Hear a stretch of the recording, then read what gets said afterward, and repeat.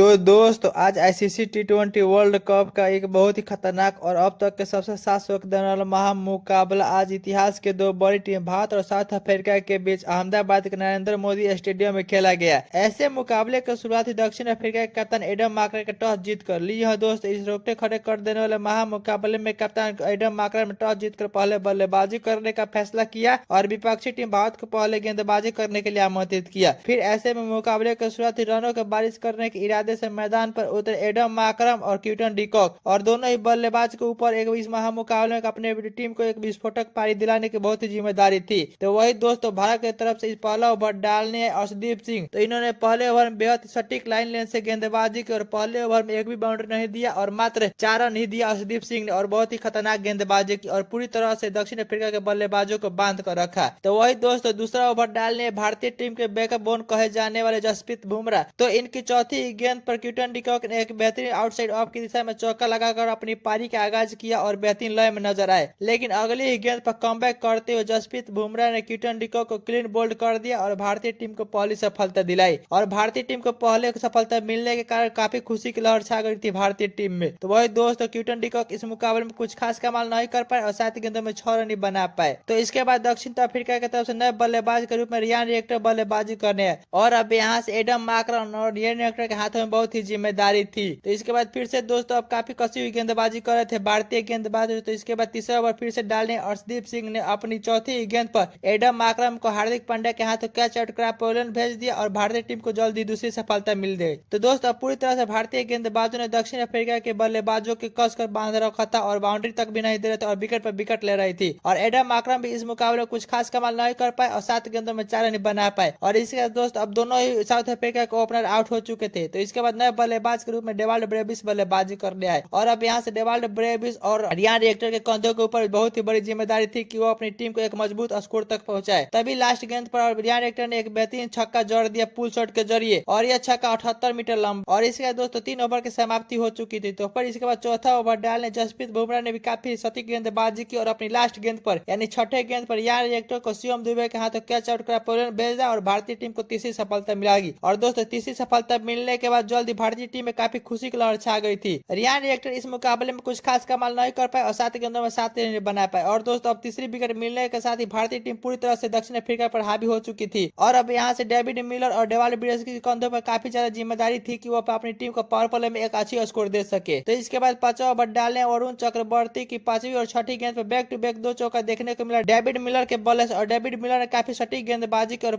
इस ओवर को एक बहुत ही बड़ा ओवर बनाया 11 रनों का। दोस्त इसके बाद पावर प्ले का लास्ट ओवर यानी 6ठा ओवर डालने फिर से अर्शदीप सिंह की तीसरी गेंद पे एक बेहतरीन चौका देखने को मिला डेविड मिलर के मिड विकेट के दिशा में। तो फिर चौथी गेंद पे एक बैक टू बैक 2 चौका देखने को मिला डेविड मिलर के बॉल और डेविड मिलर अब अच्छी लय में नजर आ रहे थे और इसके बाद दोस्तों 6 ओवर की समाप्ति पर साउथ अफ्रीका टीम का स्कोर 63 रन हो गया 3 विकेट के नुकसान पर। अब दोनों ही बल्लेबाज पूरी तरह से सेट हो चुके थे। तो इसके बाद दोस्तों 7वां ओवर डालने वाशिंगटन सुंदर की पहली ही गेंद पे एक बेहतरीन पुल शॉट के जरिए चौका जड़ दिया डेवाल्ड ब्रेविस ने और डेवाल्ड ब्रेविस और डेविड मिलर काफी अच्छे लय में नजर आ रहे थे। तो इसके बाद फिर 6ठी गेंद पे एक बेहतरीन चौका देखने को मिला इसी ओवर के लॉन्ग ऑफ की दिशा में जड़ दिया डेविड मिलर ने और दोनों ही बल्लेबाज पूरी तरह से समझ बूझकर बल्लेबाजी कर रहे थे और अपनी पारी को आगे बढ़ा रहे थे। तो इसके बाद 7वां ओवर डालने हार्दिक पांड्या ने बेहद ही सटीक गेंदबाजी की और एक भी बाउंड्री नहीं दिया और इस ओवर में कुल 4 रन दिए।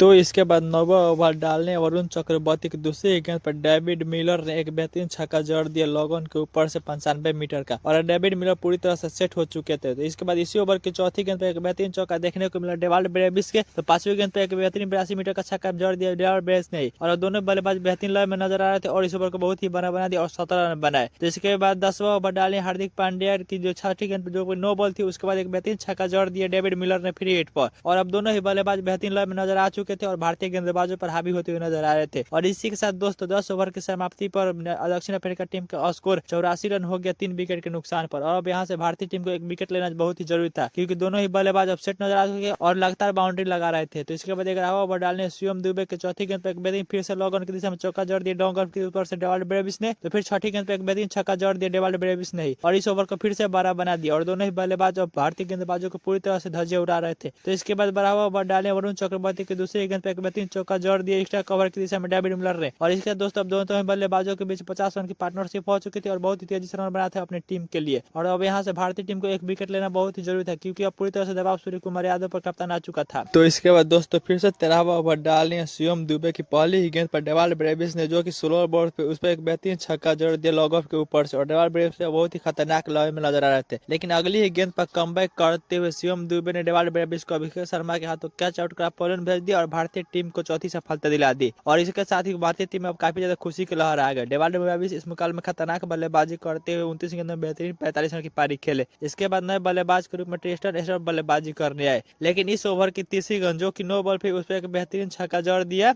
डेविड मिलर ने। और इसी के साथ दोस्तों उन्होंने मात्र 26 गेंदों में ही अपना 800 तक पूरा कर लिया। और अब दोनों ही बल्लेबाजों के बीच साझेदारी की जरूरत थी और बेहतरीन लय में नजर आ रहे थे। तो इसके बाद दोस्तों 14वां ओवर डालने वाशिंगटन सुंदर ने बेहतरीन गेंदबाजी कर मात्र 6 रन दिए। तो इसके बाद 15वां ओवर डालने हार्दिक पांड्या की दूसरी गेंद पर डेविड मिलर ने एक बेहतरीन चौका जड़ दिया मिड विकेट के ऊपर से और बेहतरीन लय में नजर आ रहे थे और भारतीय गेंदबाजों की खासकर धुलाई कर रहे थे। और इसी के साथ दोस्तों 15 ओवर की समाप्ति साउथ अफ्रीका टीम का स्कोर 144 रन हो गया 4 विकेट के नुकसान पर। तो इसके बाद 16वां ओवर डालने वरुण चक्रवर्ती की दूसरी गेंद पर एक बेहतरीन छक्का जड़ दिया ट्रिस्टन एस्टर और बेहतरीन लय में नजर ये भी आ रहे थे, लेकिन चौथी गेंद पर वरुण चक्रवर्ती ने कमबैक करते हुए डेविड मिलर को तिलक वर्मा के हाथों कैच आउट करा पोलन भेज दिया और भारतीय टीम को 5वां सफलता दिला दी। और इसी के साथ दोस्तों भारतीय टीम में काफी खुशी की लहर आ गई। डेविड मिलर इस मुकाबले में बेहतरीन बल्लेबाजी करते हुए 35 गेंद में 30 रन की खतरनाक पारी खेले। इसके बाद नए बल्लेबाज के रूप में मार्को जॉनसन बल्लेबाजी कर जाए और अब यहाँ से मार्को जॉनसन और ट्रिस्टन एस्टर के बीच एक साझेदारी की जरूरत थी, जो कि परतती हुई नजर आ रही थी, लेकिन जसप्रीत बुमराह लगातार बेहतरीन गेंदबाजी कर रहे थे और 17 ओवर में मात्र 5 ही रन दिए। इसके बाद 18वां ओवर डालने और स्टीव सिंह ने अपनी दूसरी गेंद पर मार्को जॉनसन को रिंकू सिंह के हाथों कैच आउट कर पोलन भेज दिया और भारतीय टीम को 6वीं सफलता दिलाई। मार्को जॉनसन इस मुकाबले में कुछ खास कमाल नहीं कर पाए और 6 गेंद मात्र 2 रन बना पाए। इसके बाद नए बल्लेबाज के रूप में कबिन बॉस बल्लेबाजी करने और कबिन बॉस ने 5वीं गेंद पर एक बेहतरीन चौका जड़ दिया अर्शदीप सिंह के मिड विकेट के ऊपर से। तभी 19वां ओवर डालने जसप्रीत बुमराह ने अपनी 5वीं गेंद पर कैच आउट बॉल कर पोलन भेज दिया और भारतीय टीम को 7वीं सफलता दिला दी। केविन बॉस भी इस मुकाबले में कुछ खास कमाल नहीं कर पाए और 6 गेंद में 5 रन बना पाए। इसके बाद नए बल्लेबाज के रूप में कगिसोर रबाडा बल्लेबाजी करने। तभी दोस्तों पहले इनिंग का लास्ट ओवर यानी 20वां ओवर डालने हार्दिक पांड्या की तीसरी गेंद पर एक बेहतरीन चौका देखने को मिला ट्रिस्टन एस्टर के बॉल से, जो कि ट्रिस्टन में बेहतरीन लय में नजर आ रहे थे, क्योंकि अब पारी का लास्ट ओवर था और बार बार हिटिंग ही कर रहे थे, लेकिन 5वीं और 6ठी गेंद पर 2 बेहतरीन छक्का जड़ दिया और भारतीय टीम को एक खतरनाक स्कोर दे दिया 187 रन। इसी का दोस्तों ट्रिस्टन एस्टर ने लास्ट ओवर से कुल 20 रन जोड़े और दोनों ही बल्लेबाजों ने भी खुद रन बनाए। और इसी का दोस्तों अब भारतीय टीम को यह मुकाबला जीतने के लिए 188 रनों की जरूरत थी।